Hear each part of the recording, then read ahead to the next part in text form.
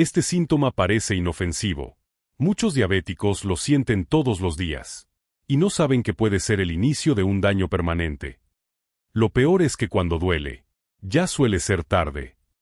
La diabetes no avisa con dolor al principio. Avisa con señales suaves. Escucharlas a tiempo cambia todo. Al principio, nadie le dio importancia. Era una sensación leve, difícil de explicar. Un pequeño hormigueo en los pies al final del día. A veces, una especie de adormecimiento pasajero. Nada que doliera. Nada que pareciera urgente. Marcos tenía 52 años y vivía con diabetes tipo 2 desde hacía casi una década. No era irresponsable. Tomaba su medicación. Evitaba los excesos más obvios. En su mente, estaba más o menos controlado. Cada mañana repetía la misma rutina. Desayuno rápido. Trabajo. Estrés. Regreso a casa. Y al final del día, esa sensación extraña en los pies volvía a aparecer. Debe ser cansancio, pensó. O la edad. Como muchos pacientes diabéticos, Marcos había aprendido a convivir con pequeñas molestias. Porque cuando algo no duele, se aprende a ignorarlo. Lo que no sabía era que ese síntoma silencioso no era fatiga. Era una señal. Una advertencia temprana de que algo estaba empezando a fallar lentamente dentro de su cuerpo. Pero nadie le había explicado eso con claridad. Durante años escuchó las mismas recomendaciones generales. Cuida el azúcar. Evita los dulces. Haz algo de ejercicio. Nunca nadie le dijo que la diabetes no siempre avanza con dolor. Que muchas veces avanza en silencio. Que cuando el daño se vuelve evidente, suele llevar tiempo ocurriendo. El hormigueo comenzó a aparecer con más frecuencia. Luego llegó una ligera pérdida de sensibilidad. Marcos notó que ya no sentía el frío del suelo como antes. O que podía caminar más de lo normal sin notar pequeñas heridas. Aún así, siguió adelante. No faltó al trabajo. No fue a urgencias. No cambió nada. Porque en su cabeza, mientras no hubiera dolor real, no había peligro real. Y ese es uno de los errores más comunes, y más costosos, en la diabetes. Como médico, he visto esta historia repetirse demasiadas veces. Pacientes que confunden la ausencia de dolor con ausencia de daño. Personas que esperan una señal fuerte, cuando la enfermedad avisa en voz baja. La neuropatía diabética no aparece de un día para otro. No llega con una alarma. Empieza con sensaciones vagas, intermitentes, fáciles de justificar. Es el estrés. Es la postura. Es la edad. Y mientras tanto, los nervios comienzan a deteriorarse poco a poco. Marcos seguía convencido de que tenía tiempo. De que, si algo realmente grave ocurría, su cuerpo se lo haría saber. No sabía que la diabetes no siempre grita. A veces, solo susurra. Y quien no aprende a escuchar esos susurros, suele entender el mensaje demasiado tarde. El verdadero problema no fue el hormigueo. Ni siquiera la pérdida de sensibilidad. El verdadero problema fue el tiempo. Porque mientras Marcos seguía con su vida, creyendo que todo estaba más o menos bien, su cuerpo estaba pagando un precio silencioso. Las semanas pasaron. Luego los meses. El adormecimiento dejó de ser ocasional. Se volvió parte de su día a día. Ya no solo aparecía al final de la jornada, sino también por las mañanas. Marcos comenzó a notar algo inquietante. Tropezaba con más frecuencia. Caminaba sin darse cuenta de pequeñas irregularidades del suelo. Sus pies ya no le enviaban la misma información de antes. Pero, como ocurre con muchos pacientes diabéticos, lo normalizó. Debe ser la circulación, pensó. Nada grave. La diabetes tiene una forma particular de engañar. No avanza con dolor intenso al inicio. Avanza con adaptación. El cuerpo se acostumbra, mientras se deteriora. Una mañana, al ponerse los zapatos, Marcos notó una pequeña ampolla en uno de sus dedos. No dolía. No sangraba. No parecía importante. Así que hizo lo que haría cualquiera. Se puso el zapato y salió. No sabía que esa pequeña lesión, imperceptible para él, era una señal crítica.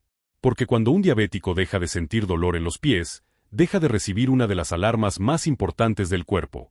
Días después, la ampolla seguía ahí. Luego apareció enrojecimiento. Después, inflamación. Recién entonces decidió acudir al médico. No porque sintiera dolor, sino porque algo no se veía bien. En consulta, los exámenes fueron claros. demasiado claros. Glucosa persistentemente elevada. Signos de daño nervioso avanzado. Circulación comprometida en extremidades inferiores. No era un episodio reciente. Era el resultado de años de control irregular, picos constantes y señales ignoradas. Cuando el especialista habló de neuropatía diabética, Marcos no entendió del todo el término. Pero sí entendió el tono. Serio. Directo. Sin dramatismos innecesarios. Esto no empezó hoy, le dijeron. Esto lleva tiempo ocurriendo. Ahí fue cuando el miedo apareció de verdad. No por una palabra médica, sino por la comprensión tardía de algo mucho más duro. Su cuerpo había estado pidiendo atención, y él no lo había escuchado. Como médico, ese momento es uno de los más difíciles de presenciar. No por el diagnóstico en sí, sino por la culpa silenciosa que muchos pacientes sienten al entender que, si hubiera venido antes. Pero la diabetes no se trata de culpas. Se trata de conciencia. Y la conciencia, cuando llega tarde, duele más que cualquier síntoma físico. Marcos salió del consultorio con una realidad distinta. Ya no era un pequeño hormigueo. Ya no era cansancio. Era una advertencia que había sido ignorada demasiado tiempo. Y aunque aún había margen para actuar, también había consecuencias que ya no podían revertirse por completo. La diabetes no castiga de golpe. Castiga con paciencia. Los días siguientes no estuvieron marcados por milagros. No hubo cambios extremos ni soluciones rápidas. Hubo, sobre todo, una toma de conciencia. Marcos comenzó a medir su glucosa con más frecuencia. No por obligación, sino por comprensión. Por primera vez entendió que los números no eran solo cifras, sino señales directas del estado real de su cuerpo. Se ajustó la alimentación, sin promesas irreales, sin prohibiciones absolutas. Menos productos ultraprocesados. Menos harinas refinadas. Más atención al orden de las comidas. Pequeños cambios que, hechos a tiempo, habrían tenido un impacto enorme. Se incorporaron caminatas suaves después de comer. Nada extenuante. Solo movimiento constante, consciente. El objetivo ya no era sentirse bien. Era evitar que el daño avanzara. Porque cuando se trata de neuropatía diabética, lo que se ha perdido no siempre se recupera. Pero lo que aún funciona, puede protegerse. En controles posteriores, los resultados comenzaron a estabilizarse. No de forma inmediata. No de forma perfecta. Pero de manera suficiente como para frenar el deterioro. Marcos aprendió algo que muchos pacientes descubren tarde. La diabetes no exige perfección. Exige constancia. Como médico, he visto dos tipos de reacciones ante este punto. Quienes se paralizan por el miedo, y quienes transforman ese miedo en disciplina. Marcos eligió lo segundo. Aprendió a revisar sus pies todos los días, a no minimizar heridas pequeñas, a entender que la ausencia de dolor no significa ausencia de peligro. Comprendió que el cuerpo avisa, pero no siempre de la forma que esperamos. El daño que más cuesta aceptar no es el que duele, sino el que ocurre en silencio. Por eso, cuando hablo con pacientes diabéticos, siempre digo lo mismo. No esperes a que el cuerpo grite. Escucha cuando susurra.